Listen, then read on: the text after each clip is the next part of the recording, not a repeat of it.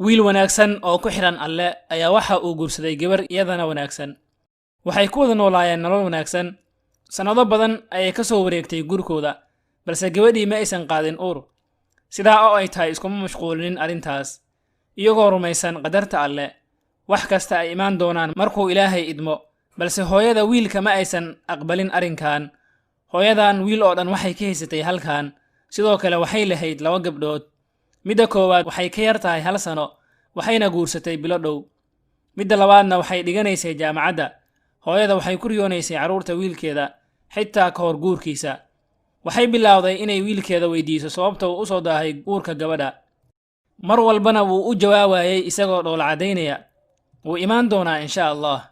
arrimahanna wuu ka qarin jiray xaaskiisa si aysan u dareemin inay wax ka dhiman yihiin. maalin ayaa hooyadii waxay u tagtay gabadhii wiilkeeda qabay, iyadoo ka dalbanaysa inay aadaan caafimaad si ay u soo xaqiijiso caafimaadkeeda. gabadhii waxay dareentay murugo, wayna raacday.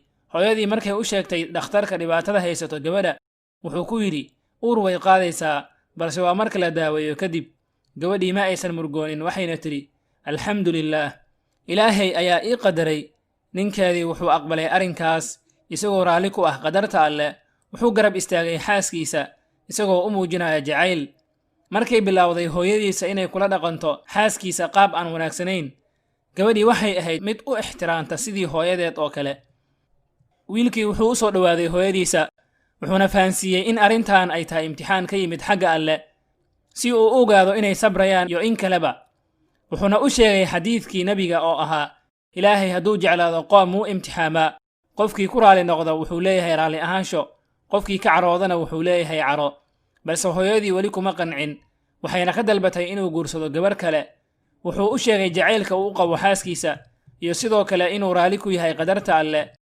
hooyadii waxay wax badan la dooday wiilka iyo gabadha. hooyadii waxaa u timid gabadheeda oo oynaysa oo la soo furay. markii ninkeeda uu ogaaday inaysan uur qaadaynin, hooyadii waxay ogaatay inuu Ilaahay ku ciqaabayo. waxay dulmisay wiilkeeda iyo xaaskiisa. waxay cafin ka dalbatay wiilka iyo gabadha uu qabay. hooyadii way isbedeshay, waxayna u dhowaatay alle. way tukan jirtay, wayna ducaysan jirtay. 1 sano kadib Ilaahay ayaa u aqbalay ducadeeda. 2 gabdhoodna waxaa guursaday 2 wiil oo qaraabada ka mid ah. hooyadii wax badan ayay faraxday. Ilaahay ayay u sujuuday iyadoo u mahadnaqaysa. markii uu imaaday wiilna farxadeedii way sii korortay. يا أيها الذين آمنوا اتقوا الله وقولوا قولا سديدا يصلح لكم أعمالكم ويغفر لكم ذنوبكم ومن يطع الله ورسوله فقد فاز فوزا عظيما.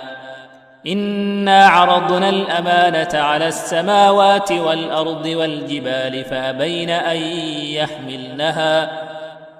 فأبين أن يحملنها وأشفقن منها وحملها الإنسان إنه كان ظلوما جهولا.